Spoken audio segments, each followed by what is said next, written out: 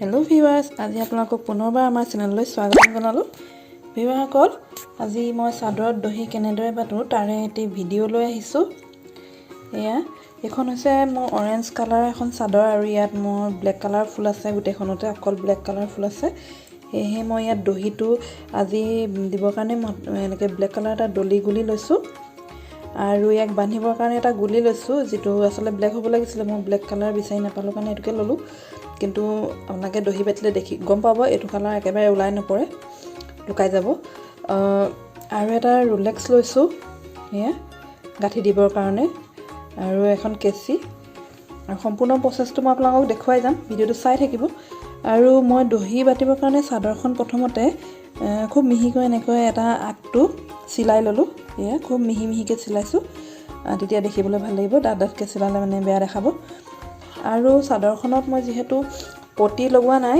পটি নলগোৱাৰ কাৰণে মই ইয়াত সাইডত এনেকে ৰোলেক্স এটো কি বুলি কয় পাৰপিন লগাই দিছোঁ আৰু পাৰপিনটো মই বেছি হেৰিটো বেয়া পাওঁ সেইকাৰণে ইয়াৰ যেটো এৰিকাটো বেক সাইডে দিছোঁ আৰু ইয়াত অকমানকে ওলাই থকাকে লগাইছোঁ অকমান লুকছ এটা দিবৰ বাবে আৰু সেইকাৰণে মই ইয়াত এটা ৰোলেক্স গুলি লৈছোঁ এটো মই গাঠি দিম কেনেকৈ আপোনালোকে দেখিলে গম পাব গতিকে ভিডিঅটো চাই থাকিব আৰু কেনে লাগিল আমাক জনাব প্ৰথমতে মই যেডাল খুটা লৈছিলোঁ তাক দুডলীয়াকৈ বেজিটো তেনেদৰে ভৰাই লৈছোঁ আৰু তাৰ পিছত মই চাৰিডলীয়া কৰি লৈছোঁ কাৰণ অলপ ডাঠ হ'ব লাগিব নহলে মানে ছিগি যোৱাৰ চান্স থাকিব কাৰণ গাঠিটো দূৰ টাইটকে দিব লাগিব আৰু মই আঙুলিটোতে এটা নিৰ্দিষ্ট জোখত চিন দি ললোঁ আৰু সেই অনুসৰি মই এনেধৰণে মই নিৰ্দিষ্ট দূৰত্বত মুৰে মুৰে গাঠিবিলাক বান্ধি ললোঁ খুটাবিলাক তাৰ পিছত গোটেই চাদৰখনৰ আগটোতে মই এনেধৰণে গাঠি দি ললোঁ মই দুটা বা তিনটা গাঠি দিছোঁ টাইটকৈ টানকৈ দিব লাগিব নহলে খুলি যাব পাৰে আপোনালোকৰ ইচ্ছা কথা কেটা দিয়ে মুঠতে টাইট হ'ব লাগে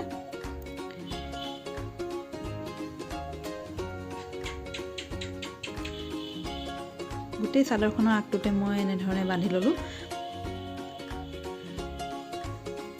এতিয়া মই যেডাল ডলি গুলিটো লৈছিলোঁ সেই ডলি গুলিটো আগটো বুঢ়া আঙুলিটো আৰু মোৰ তৰ্জনী আঙুলিৰ মাজত ভৰাই লৈ তাৰ পিছত মই আঙুলিগিটা যিমানটো জোখত মোক দহি লাগে সিমানটো জোখত বহল কৰি মই এনেধৰণে হাততে পকাই লৈছোঁ আসলতে হাতত পকালে মই বেছি সুবিধা অনুভৱ কৰোঁ সেয়ে মই এনেধৰণে হাততে পকাই লৈছোঁ আৰু মই প্ৰায় এটা নিৰ্দিষ্ট জোখত 50টা মান পাক হলত মই তাক ৰখাই দিম আৰু যিমানটো পাৰো মই পকাই লৈছোঁ মোক যিমানটো ডাঠ লাগে সিমানটো ডাঠতে পকাই লৈছোঁ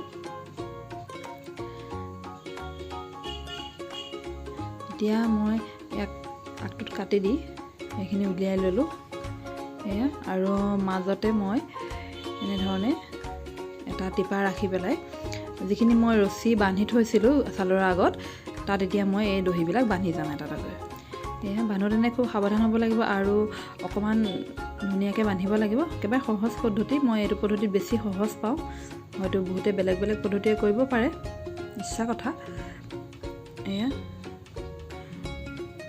গাঠিটো খুব টানকৈ দিব লাগিব গাঠিটো টানকৈ দিলেহে মানে আসলতে এইটো ডলি গুলি বুলি কয় ডলি গুলিবিলাক অলপ পিছল থাকে সেয়েহে সূতাৰ যিডাল ৰছী আমি বান্ধি লৈছোঁ তাত গাঠিটো খুব টানকৈ দিব লাগিব মই সেইকাৰণে চাৰিডলীয়া কৰি লৈছিলোঁ তেতিয়া যিমান টান কৰিলেও ছিগি যোৱাৰ ভয় নাথাকে এনেধৰণে মই বান্ধি লৈছোঁ এতিয়া মই গুণা সূতাডাল লৈছোঁ গুণা সূতাডালো একেই দুডলীয়া কৰি লৈছোঁ দুডলীয়া কৰি বেজিটোত ভৰাই চাৰিডলীয়া কৰি ল'ম আৰু গুণা সূতাবিলাক আসলতে অকমান অসুবিধা হ'ব পাৰে কিছুমানৰ কাৰণে কৰিবলৈ সেয়ে গুণা সূতাডাল অকণমান জাষ্ট অকণমান মই পকাই দিছোঁ যাতে চাৰিডাল সূতা এডালৰ নিচিনা দেখা পায় তেতিয়া জট লগাৰ ভয় নাথাকে এই ধৰণে কৰি লৈছোঁ এতিয়া জোখত কাটি দিছোঁ আগটো আৰু মই যিটো দহি বান্ধি লৈছিলোঁ তাৰ মই গাঠিটো দিম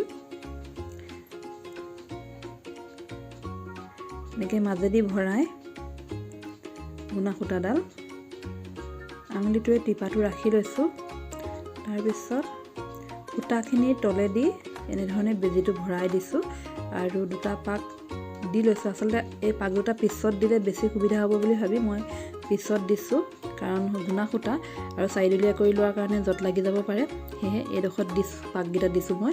চাওক এনেধৰণে। আৰু দি বান্ধি আঙুলিটোৱে টিপা মাৰি ধৰি এনেধৰণে টাইট কৰি দিছোঁ। পুনৰ এনেধৰণে মই আকৌ এটা গাঁঠি দিম, তেতিয়া বেছি টান হ'ব। একেধৰণে একেবাৰে সহজ কৰিবলৈ। এয়া মোৰ এইটো এটা হৈ গ'ল, এইটো হৈ গৈছে। আৰু এনেধৰণে মই গোটেই আগখিনিতে দহিটো বান্ধি যাম। বহুত বেছি সময় নালাগে, কম সময়তে হয়। আৰু এনেকৈ বেজিটো গাঁঠি দিয়াৰ পাছত সূতাখিনিৰ মাজেদি ভৰাই তলেদি উলিয়াই দিছোঁ।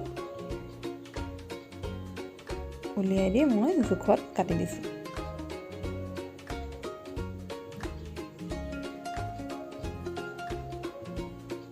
সেইটো এনেকৈ গাঁঠিলে দেখিবলৈ ভাল লাগে আৰু বহুত সহজে হয়। পুনৰ মই আপোনালোকক আকৌ এটা দেখাই দিছোঁ কেনেকৈ কৰিলোঁ। ইয়াৰ পিছত মই ইয়াৰ আগটো পিছতহে কাটিম একেলগে গোটেইখিনি হোৱাৰ পাছত। আকৌ একেধৰণে মই দলি গুলিৰ আগটো বুঢ়া আঙুলিটো টিপা মাৰি ধৰি আঙুলিকেইটা অলপ বহল কৰি পকাই লৈছোঁ হাততে এটা নিৰ্দিষ্ট জোখত। পাক দুই এটা কম বেছি হ'লেও একো কথা নাই, ধৰিব নোৱাৰে, ধুনীয়াকৈ হৈ যায়। আচলতে আঙুলিত কৰিবলৈ সহজ হয়, আমি য'তে ত'তে বহি থাকিও কৰিব পাৰোঁ, সূতা আউল লগাৰো ভয় নাথাকে।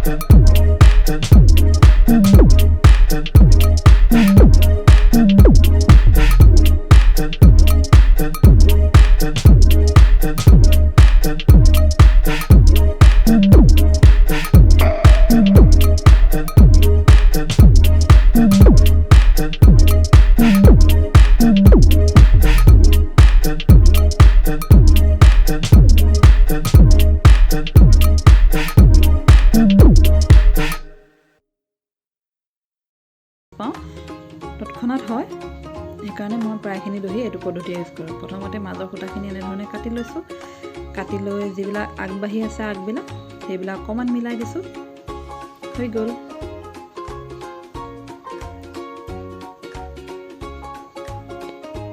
আৰু যদি আপোনালোকে আমাৰ ভিডিঅ'টো চাই ভাল পালে তেনেহ'লে প্লিজ ভিডিঅ'টোক লাইক কৰিব আৰু আপোনালোকৰ বন্ধু বান্ধৱীৰ লগত শ্বেয়াৰ কৰি দিব। আজিলৈ আহিছোঁ, পুনৰ আকৌ এটা নতুন ভিডিঅ'ত লগ পাম। এইখন মোৰ চাদৰখনৰ একেবাৰে ফাইনেল লুকটো। এনেকুৱা হ'লগৈ।